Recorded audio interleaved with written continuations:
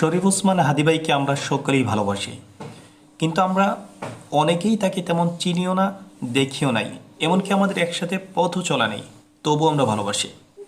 তার কারণ হচ্ছে তিনি ছিলেন শব্দের যোদ্ধা, কলম ছিল তার অস্ত্র। তিনি কবিতার মাধ্যমে এই জাতির ঘুমন্ত হৃদয় জাগিয়েছেন। তার রাজনীতির মূল মন্ত্র ছিল ইনসাফ। তিনি সত্য কথা বলতেন নির্ভয়ে। তিনি স্বপ্ন দেখাতেন আগামীর বাংলাদেশ বিনির্মাণের। তিনি কথা বলতেন আগামীর প্রজন্মকে নিয়ে। তিনি কখনো অন্যায়ের কাছে মাথা নত করেননি। তিনি বলেছিলেন যে জান দিব তবু জুলাই দিব না। ইমানের উপর ছিল তার দৃঢ় বিশ্বাস।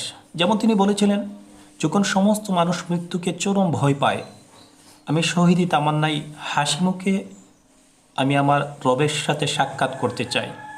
এই বাণীগুলো আমাদের আস্থা জুগিয়েছিল।